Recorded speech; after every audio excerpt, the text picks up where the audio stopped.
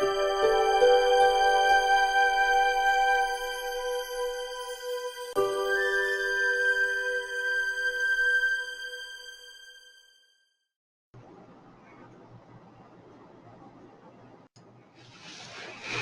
this is Mike Durr, the Kingwood Mortgage Guy, and I'm here with the Homebuyer Webby. This is April the 5th.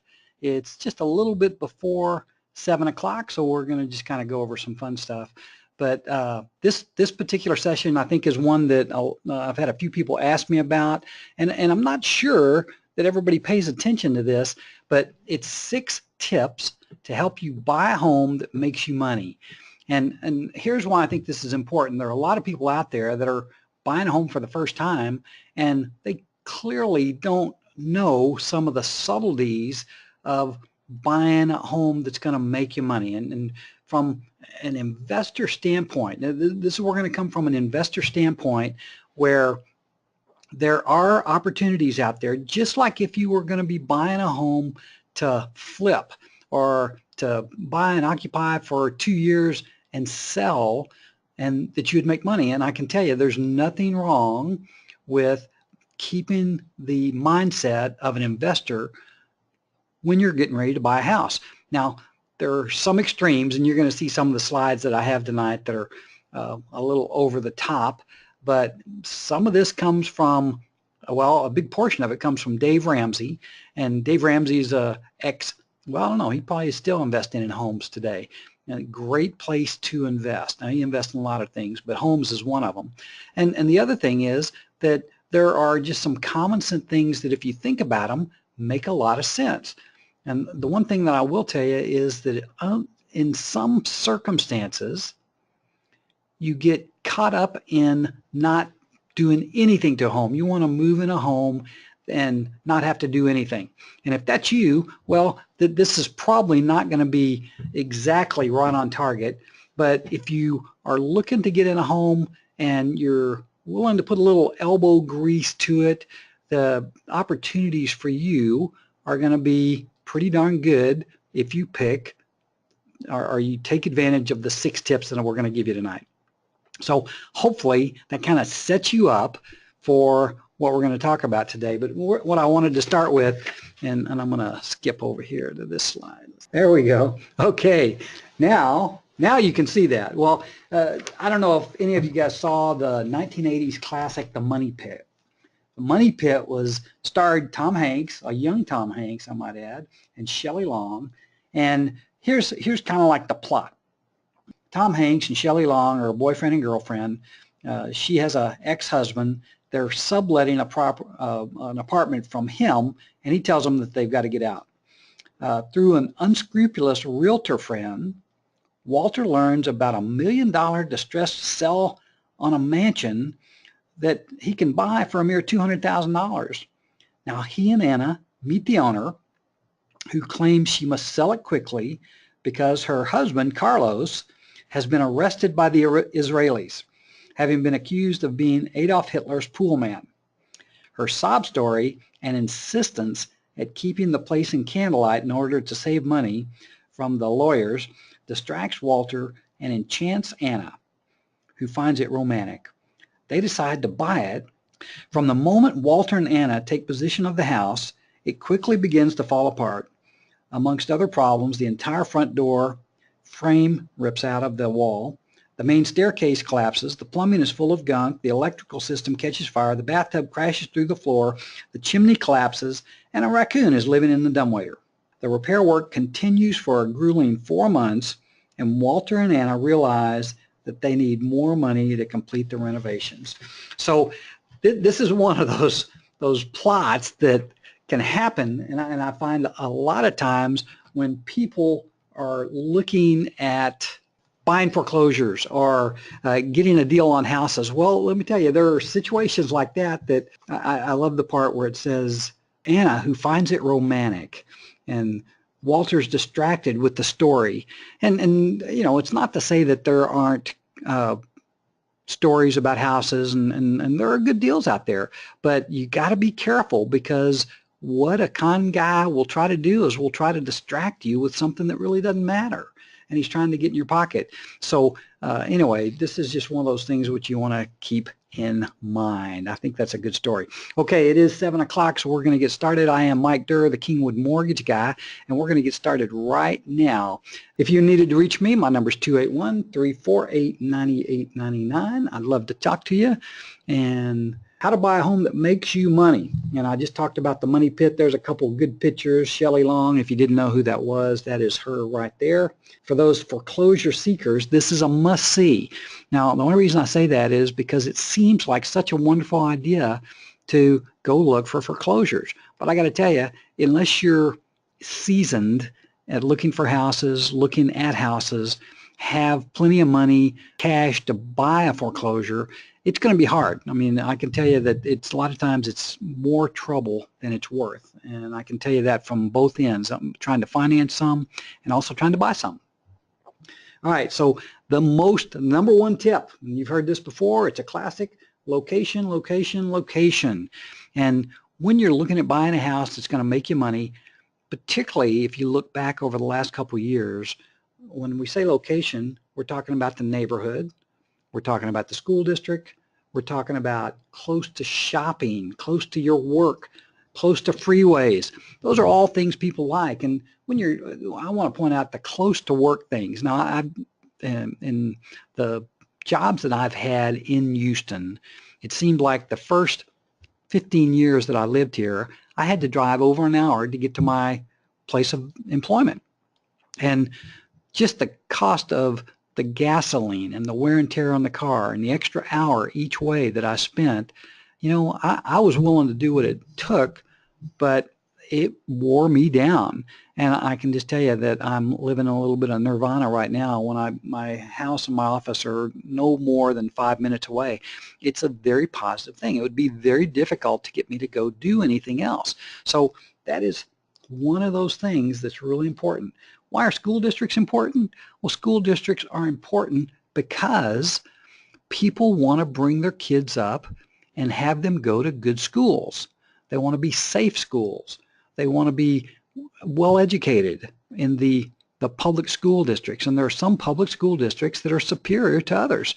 So if you buy in that area, then you have a better chance of that property that's in that area appreciate. And are the school taxes a little bit higher? Yes, they are. But guess what? That is not a big deal to somebody that's looking to bring up their children. It's a small additional cost when you compare that to being in an area where the school districts aren't so good. Okay? Neighborhoods are different. And in Kingwood alone, and in Humble and Atascocita, each little subdivision has its own characteristic. It's really important that you're aware of the characteristic of each one of those little subdivisions because it makes a difference in how they're going to appreciate. And then finally, close to freeways, an example that I can tell you that's in Kingwood is that if you live in the back of Kingwood, that used to be a matter of prestige. But what I hear more today than I hear about the prestige is how long it takes to get from the back of Kingwood to Highway 59. And for the people that live closer to the front, all of a sudden that it's become more, the property values have become more valuable because you're closer to the highway. It's easier to get out. You can go faster. And in our day and time, that's an important thing. So that is number one. Location, location, location is an absolute critical factor. Beware of too many homes for sale in the same neighborhood. You can go into a neighborhood and if you're looking at this picture that we've got right here where all these homes are for sale. I was trying to figure out what this guy looked like. He's got his, he's doing the lawn. Anyway, this is not a good sign. Too many homes for sale. What could be wrong? What could be wrong here that everybody wants to sell pretty much all at the same time? Well, it could be crime. It could be there's a toxic waste dump somewhere. Maybe some news came out that something was going to happen to this neighborhood. There could have been a government rule change, and who knows what that could have been. Whatever, you can tell that if this many people are looking to sell all at the same time, there's some bad news going on there. And so this is probably not a great place to move into if you're thinking about selling and trying to make some money on this particular property. That's pretty self-evident. So let's move on to number two. Number two, home size. Is bigger better? Well, just a little bit of a stat. 1950, the average home size of most homes, average size, was 1,000 square feet. Today, or not too long ago, last year, the average home size is actually 2,700 square feet. But here's the catch. Don't be afraid to go against the norm. And it's for investment purposes, it's always better to be the smallest home on the block. Now, this is a pretty dramatic, this picture is pretty dramatic example of that. But here's what the real deal is. If you live in a neighborhood and the homes are 3,000 square feet and yours is 2,500 square feet, and the value of those homes is moving up, they will tend to carry your home along with it. Now, the opposite is true, is if your home is the 3,000 square foot home, but the community, the home, most of the homes in the marketplace are in the 2,500 square foot range. If the majority of the homes in the neighborhood are smaller than yours, they will tend to bring your home down, as opposed to the opposite, which is where most of the homes are the bigger, they will bring yours up. So it's a subtlety, and it's something that not a lot of people talk about, but it's very important for you to look at to see what's going on in the neighborhood. Are you buying one of the smaller homes, or are you buying one of the bigger homes? Very important point, and it's one that can end up making you money when you choose to sell your property.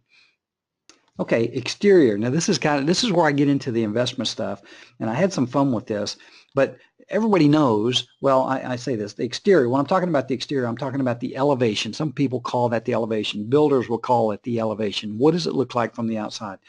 Curb appeal sells homes. If you go buy a home and you see flowers in the garden, you see a very well manicured lawn, you see trees that provide shade, and you just look at it and you go, man, it's got a porch on it with a little place to sit out there. You go, man, I can so see myself living in that house. And that's a good thing. You know, I mean, obviously the people that are selling that house did a good job kind of dressing it up so that it looked good to potential buyers. Here's the catch though, overgrown hedges, trees, etc. This can all be dealt with. And I want to give you a quick example. My brother-in-law, who lives in the Tyler area, bought a lake house, and I helped him finance it. When he bought that lake house, the beautiful lot, but it was a mess. I mean, there were trees that were overgrown. The lawn was up past our knees. I mean, it was scary looking, but he got a good price on it. And it turns out that that property is a showcase property now because it took very little. It took a little TLC, and he's made a lot of improvements to it, but it turned out to be one of the best investments that he made, and I can tell you that there are opportunities like that. Now, with this old tractor in here, who knows, this tractor may be quite a good tractor, and behind all this, I don't know if this house is in good shape, but you don't know until you get in there and look at it. And what I'm telling you is do not turn away just because the thing is overgrown. And you know, what you don't want to do is you want to make sure that the neglect, because obviously this yard has been neglected a little bit, hasn't crept inward. Now, on my next couple slides, I just wanted to go through these fast because you talk about there is a house behind all this, so that may be a little bit extreme example, as is this one and this one. Even though this is kind of pretty, but you can tell the house is a little bit rough here. They may let that go a little bit out of the way. Okay, so we'll skip to number 4. Interior. It's kind of the same thing as the outside. You see a house, you walk into a room like this, and I think this is pretty hilarious, but it's only one of a few that I'm going to show you.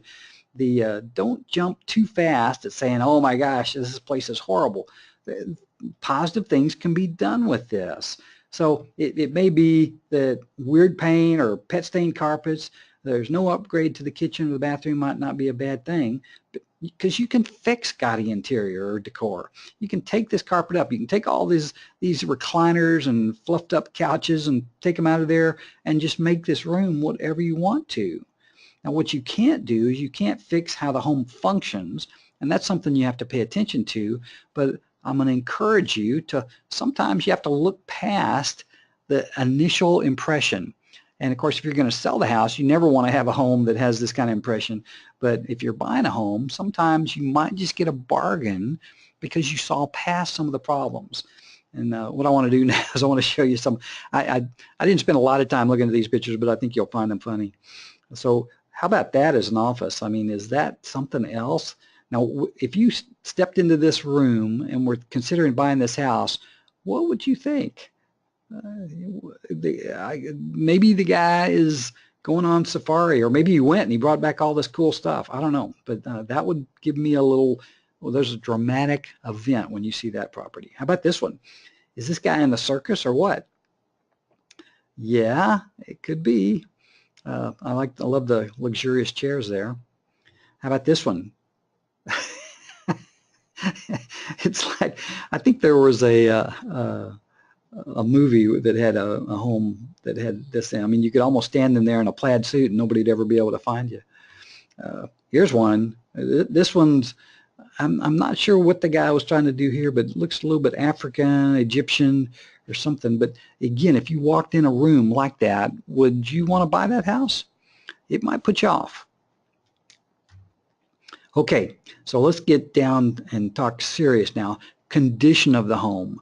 This is a big one because this is stuff that you have to maybe let somebody else that's an expert do for you. And what I put here is the best Murphy detector is a home inspection. And it's a great way to avoid making a mess out of buying a home. And let me tell you, when you make a mess on buying a home, it ends up costing thousands of dollars. So the home inspector, and most everybody does this, but this is just an encouragement to do it again. He's going to check the foundation. He's going to check the plumbing. He's going to check the electrical stuff. He's going to look at the heating and the air conditioning. He's going to check the roof. He's going to look for water damage. And if you're smart, you'll get somebody to go out there and do a pest or a termite control too, or a termite inspection. So you don't want to make those early mistakes. And this is, you know, it's anywhere from $300 to $500 to get an inspection these days, but it's good money. It's money well spent. It's a good investment. All right, so let's see what number 6 is. Number 6 is the price. Now, this last 2 years, the market has been kind of interesting.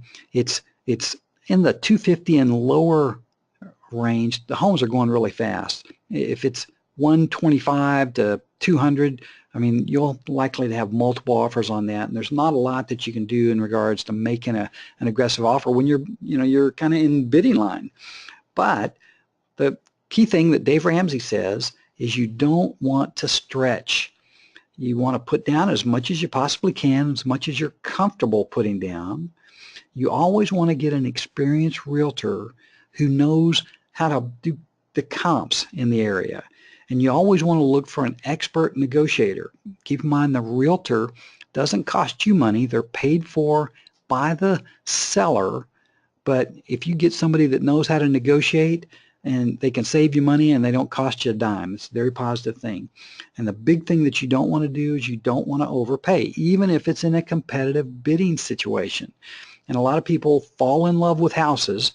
Well, let me tell you, if you fall in love with houses, it's going to be harder to make money because you're going to pay more and you're going to lose some of that equity that you possibly could have had. So I thought that this was really good information so that you could take a look at these houses with a whole different eye. Let me tell you, I'm here, Kingwood Mortgage Guy. I want to make sure that if you have any questions, I'd love for you to call me at 281-348-9899. What I didn't mention is most of the people that I asked for people to rate me and tell me how I did. I've been getting a lot of good reviews, and it's because I've got a good team and we really care. So this is Mike Durr, the Kingwood Mortgage Guy. I hope you enjoyed the Homebuyer Webby. I think you can use this information to help you make money when you buy the next house. That's it.